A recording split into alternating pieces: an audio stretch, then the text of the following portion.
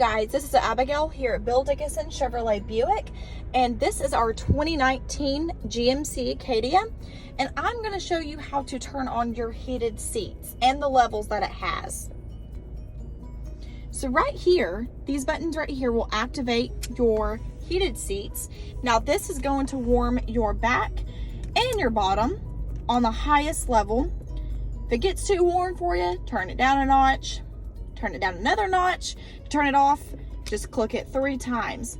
Now, if you're just wanting your back warm, which if you're anything like me, my back hurts when I start driving, especially long trips, you can turn that on and it'll just warm up your back. So that is how you activate your heated seats in this 2019 GMC Acadia. And this is Abigail here at Dickason Chevrolet Buick.